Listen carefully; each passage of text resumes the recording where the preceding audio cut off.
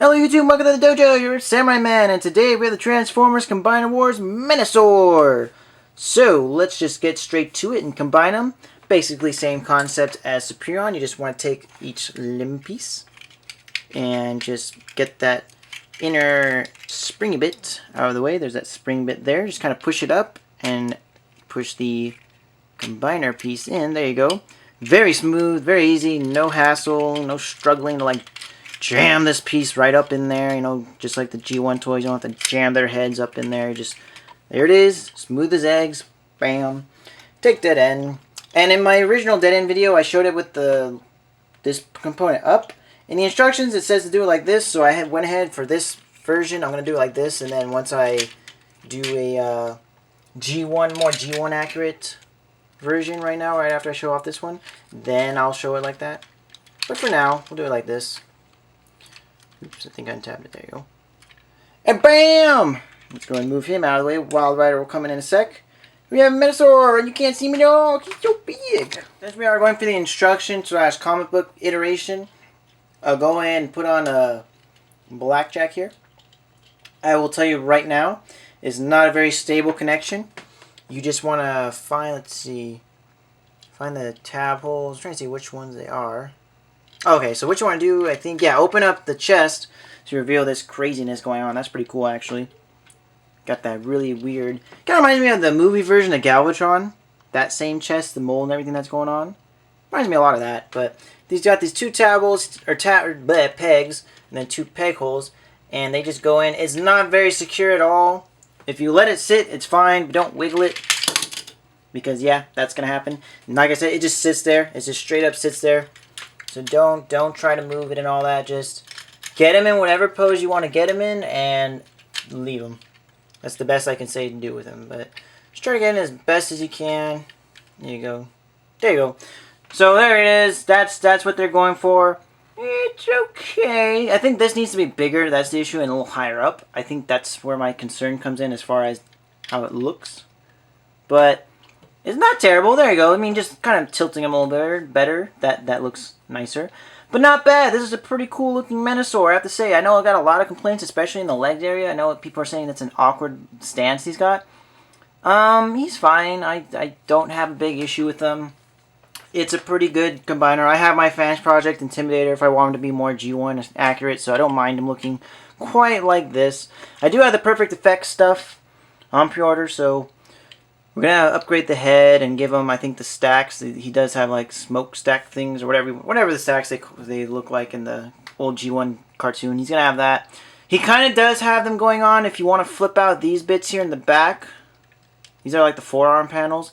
You kind of can get that going, sort of. I mean, he definitely has some molding in it that would suggest it, but that's just something to note. But there you go. This is the Combiner Wars version. I'm going to go ahead and now just flippity flop him about into his more G1 accurate version. So let's just start by removing Blackjack. We don't need him. And I'm going to go ahead, let me see, let me just flip this up real quick and I'll see how I like it. If it's too big, let's see. Does that look like it's too, you know what? I'm going to leave it down because it does make it a bit awkward. It doesn't quite, because I could flip up this part with drag strip, but I think I like it the way it is. So you know what? I'm going to go ahead and leave this in this configuration. If it was the same length as drag strip's arm, I would do it. But as it is, I think this is matching a tad better. So I'm going to go ahead and leave that. So anyways, let's go ahead and swap out the legs. There you go. Flip them around. Oh, and then, yeah, I didn't flip those legs around, but whatever. I mean, I'll show it off real quick, but there's that. Did I move anything with the legs? No.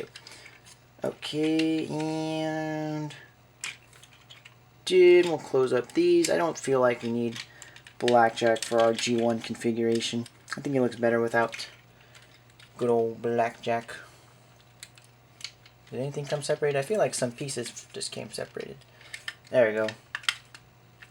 Kind of leave that there. And his legs, I think, moved, but there we go. And we'll go ahead and move out off-road.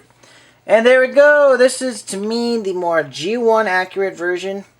And probably a lot of other people is probably more G1 accurate. But there you go. Kind of just need to get him in a proper stance. I don't know. I moved something and now he's all out of whack. Doesn't want to stand properly. No, that's not the issue. What was it? It was fine 2 seconds ago. I think I got it. There we go. Okay. So there you go. Not bad. I'm going to go ahead and bring him a little forward, actually. There you go. A little better view. But there he is. He looks great. He looks amazing. He's got his really cool sword. You can see here the ratchetiness of his arms will hold up no issues at all. You can move his arm about. Pretty good articulation, especially for it's good to have for a sword kind of guy. That's accurate to the toy and the cartoon. He did have a sword. So for the articulation, again, like I showed before, things like to come off, but you can if you hold it properly. You can rotate the arms. Some junk can get in the way, just move it, it's fine. You can rotate the waist of dead end and drag strip if you want to get his articulation going in different directions. But you can see you can bring out the arms and all that. His hands do rotate just at the wrists. Just be careful, they like dead end likes to pop apart. He's not quite the most stable, but there's that. And then, oops, his legs just came splitting apart. But you can see, yeah, again, ratchets at the legs. You can bring them out. And you can bring it forward, but this crotch part here does kind of get in the way. So if you do want to bring it forward, just be careful of that. Keep that in mind. It will move. And then let's see. His feet, I guess he has ankle because you can rotate the... Something I forgot to mention, the Superion, but you can rotate the feet. So that's kind of ankle. And knee, he does have knee, but again, not in this mode. If you flip the feet around, then he has knee articulation. But if you have him in the more G1 accurate configuration, he's not going to have that knee articulation that you had before. So that's another thing to keep in mind. But like overall, a pretty good amount of articulation. I'm happy with it. He gets the job done. And it definitely, he's not a bad looking Menasor. I think I definitely like him a lot better in this mode. So that's nice. Only one concern is he is a bit gappy here, because there is nothing covering his head. Doesn't like the heads of the Decepticons. They're in the back. They don't fold around like the Aerobots do to fill in that gap. But not bad. Definitely not bad. I definitely like this. This is really awesome looking. I can't wait to put him on my shelf with the rest of my combiners. I already have Defensor, and I have Superion, and Menasor. My voice. And I have a Devastator pre-ordered. Let's see. Bruticus is going to be coming down the pipes eventually. People are talking about a possible Computron.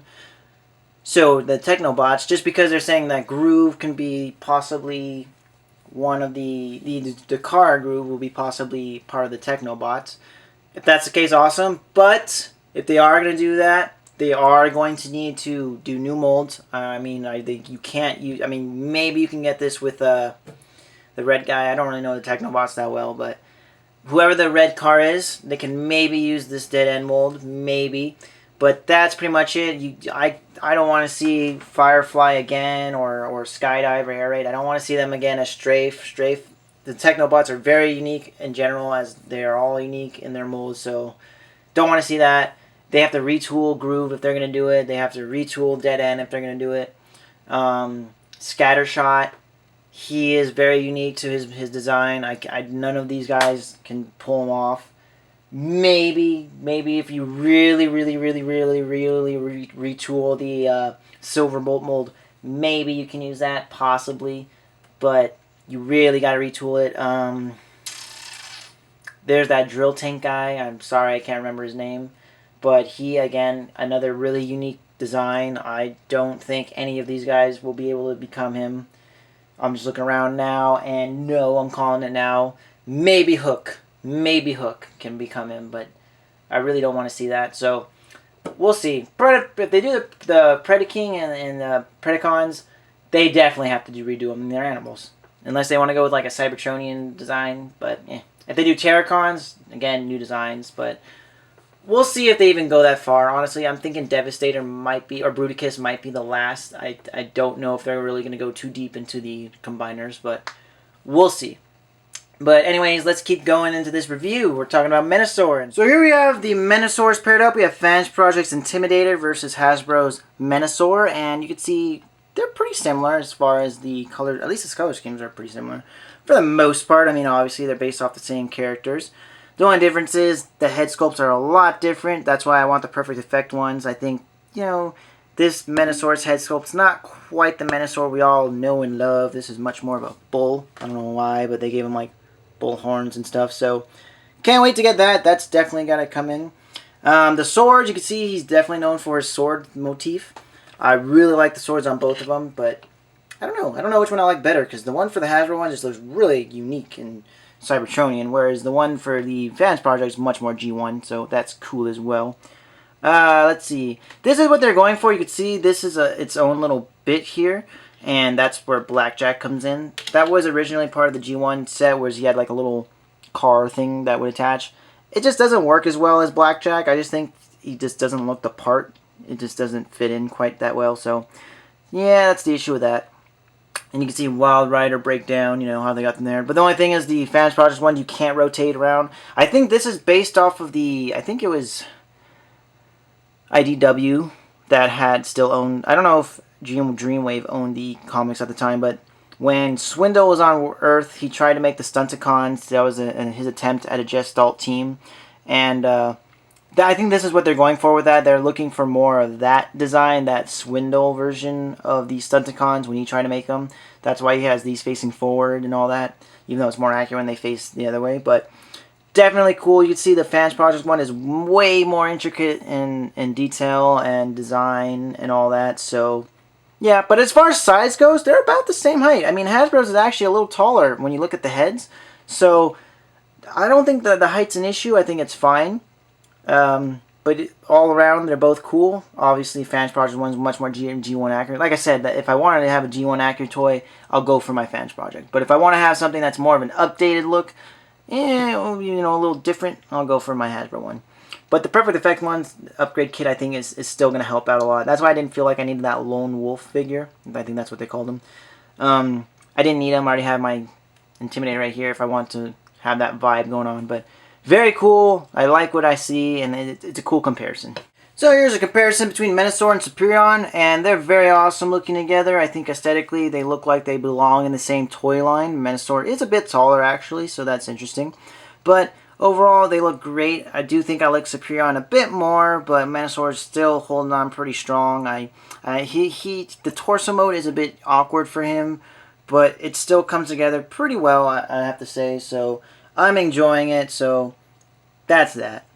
But anyways, guys, thanks for watching. I hope you enjoyed. Go ahead and comment, like, and subscribe to my channel on YouTube, as well as follow me on Tumblr/Twitter at Vacation, and Instagram at Mechas of Iron Hearts. You'll find all my pictures, recent purchases, what's coming out, who's making what, all that good stuff and more. Anyways, guys, thanks for watching. Until next